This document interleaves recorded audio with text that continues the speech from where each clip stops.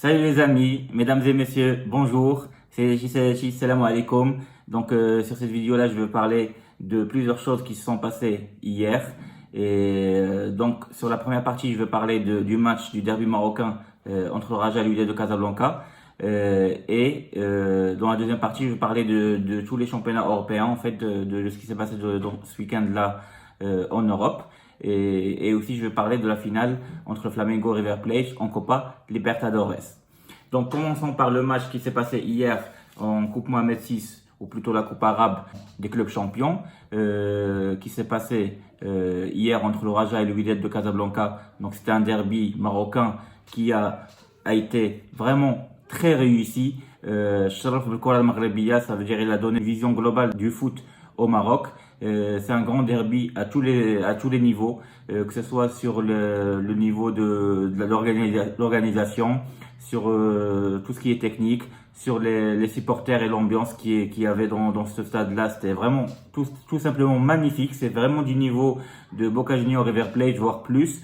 Et aussi dans le terrain, en fait, il y avait du spectacle, il y avait un vrai match de foot avec beaucoup de spectacle en fait, parce que le score il est tout simplement incroyable et le scénario surtout du match il était impossible à deviner et incroyable, avec une remontada historique du Raja de Casablanca juste à la fin du match en un quart d'heure. C'est du jamais vu pratiquement, et je pense que ce match-là il va être considéré parmi les meilleurs plus beaux matchs en fait de cette année-là.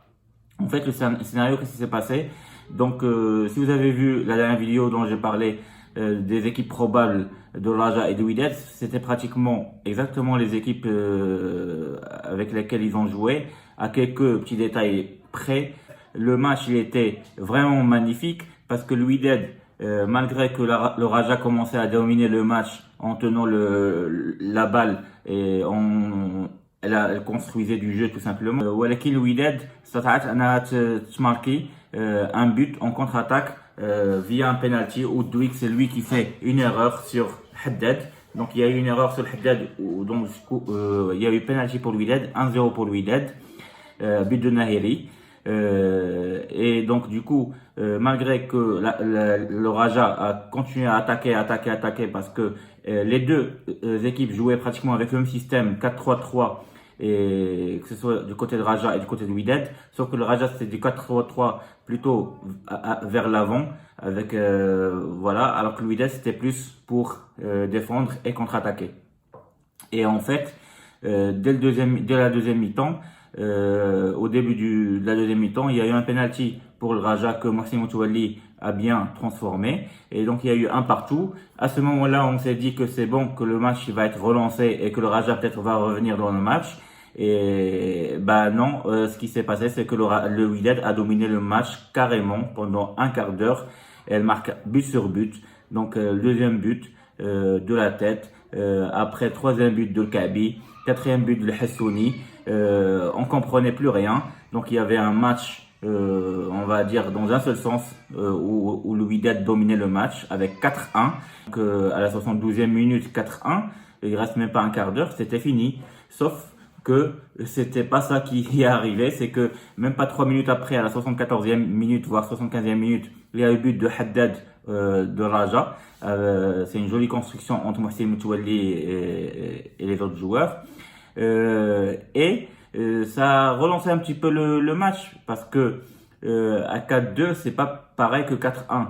Et en plus, il restait un quart d'heure de jeu et les supporters de Raja, ils sont pas partis. C'est ça la différence entre les supporters de Raja et n'importe quel supporter. C'est que normalement, les supporters d'un club qui perd 4-1 dans un match comme ça en confrontation directe, et que celui qui gagne, il passe à l'autre tour, bah normalement à 4-1 c'est fini et les supporters pouvaient partir. Là non, les supporters continuent à supporter le Raja, et c'est ce qui s'est passé à la 88e minute.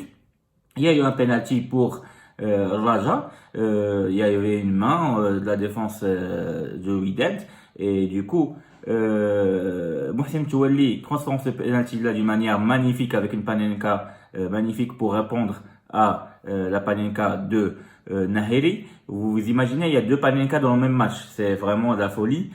Et après, même pas 5 minutes, donc à la 93e minute, à la dernière minute du match, sur un centre, donc un coup de pied arrêté, donc justement de Mohsin Motouali, Malongo trouve les filets et marque le quatrième but, d'égalisation 4 partout, qui fait que le Raja va se qualifier. Et là, on voit la folie des supporters de Raja, Jounoun del Jamahir ou del Moudir, etc.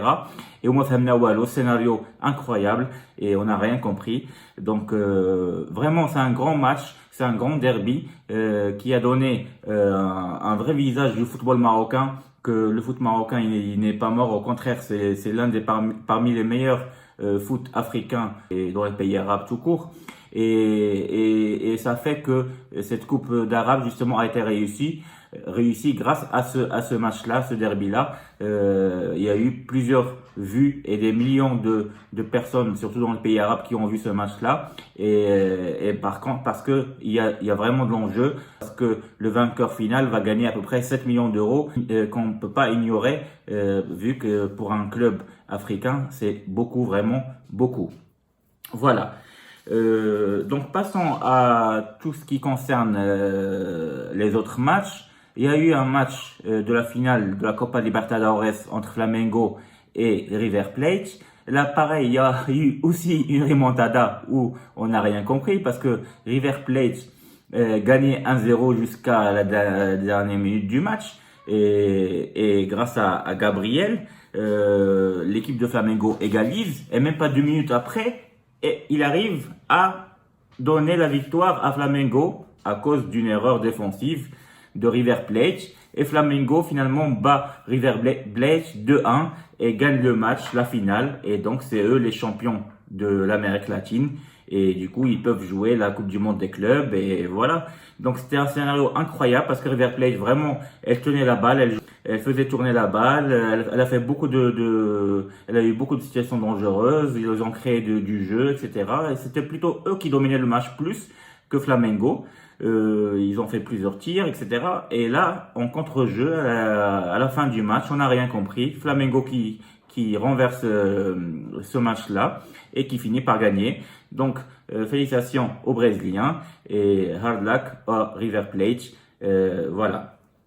Donc, ce qui concerne les championnats européens, donc par exemple ce week-end européen en Espagne, il y a eu un match hier entre Leganés et Barcelone qui se jouait à Leganés, qui est la lanterne rouge de la Liga, et le match a fini par 2-1 du Barça. Encore une fois, une petite remontada parce que c'est Leganés qui a marqué à la 12e minute grâce au Marocain En-Nesyri un très très joli but du pied gauche, voilà. Et finalement, c'est le Barça en deuxième mi-temps qui arrive à marquer grâce à Suarez, dont la passe décisive était de Messi qui centre sur un coup franc et Suarez met une belle tête à la 53e minute.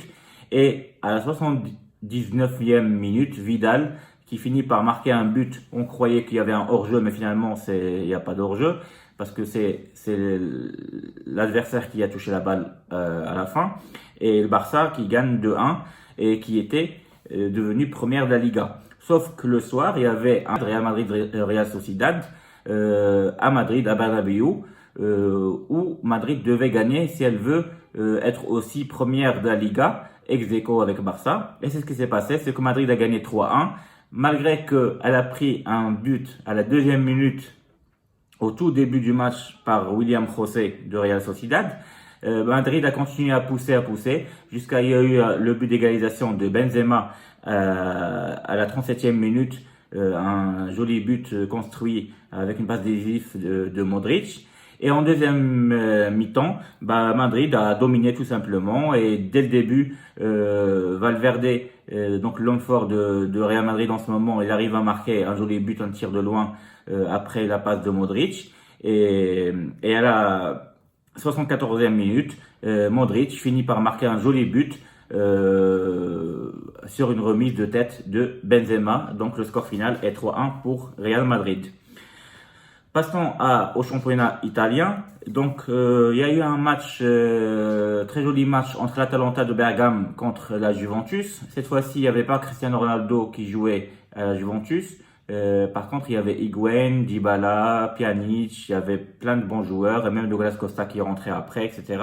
Et le score final était 3-1 pour la Juventus. Franchement, c'était une remontada aussi, et on n'a rien compris dans ce match-là, parce que l'Atalanta, c'est elle qui a ouvert la marque au début de la deuxième mi-temps, à 56e minute, sachant qu'elle avait raté un penalty au début du match. Et à la fin du match, en fait, en un quart d'heure, la Juve renverse l'Atalanta et c'est Higuaín qui met un doublé à la 74e et 82e minute.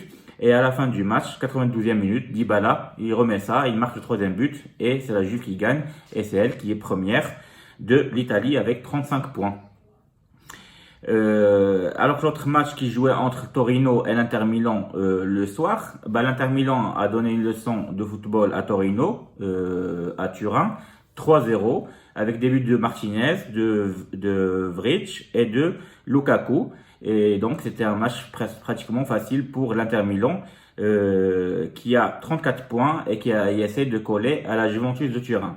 Il y avait un autre match plaisant entre Milan AC et Napoli qui a fini par un match nul de 1 partout, avec un but de Lozano de Napoli et Bonaventura pour le Milan AC. Ce qui concerne l'Angleterre, il y a eu des jolis matchs aussi, surtout le match entre Manchester City et Chelsea. Donc Manchester City qui arrive à gagner 2-1, sachant que c'est Chelsea qui a marqué en première mi-temps un but de N'Golo Kanté, le français, à la 21e minute. Et là, pareil, parce que c'était la journée des remontadas hier, c'est City qui arrive à remonter ce but-là. Et en fait, c'est De Bruyne qui égalise à la 29e minute. Et Riyad Mahrez, l'Algérien, qui donne la victoire à Manchester City à la 37e minute et qui finit par gagner 2-1. Il y avait un autre match entre Crystal Palace et Liverpool, et c'est Liverpool qui gagne ce match-là 2-1 avec un but de Sadio Mané à la 49e minute en deuxième mi-temps. Wilfried Zaha de Crystal Palace arrive à égaliser à 82e minute, sauf que ça suffit pas parce que Firmino remet ça à la fin du match à 89e minute et qui marque le deuxième but pour Liverpool, qui fait que Liverpool elle est largement devant tous les concurrents en championnat d'Angleterre. Et juste faire un petit tour en Allemagne, il y a eu 2-1 de Schalke 04 contre Brême avec un joli but de Harit, le Marocain.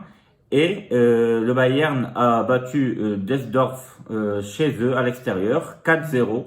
Oui, je dis 4-0, grâce aux deux buts de Français Pavard et Tolisso, et aussi un but de Gnabry et Coutinho, qui sont très en forme avec le Bayern de Munich.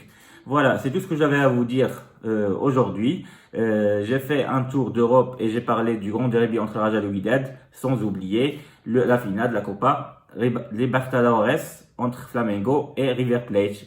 Je vous dis à très très bientôt. N'hésitez pas à liker, à aussi de s'abonner en cliquant sur ma photo en haut à droite. Et je vous dis au revoir.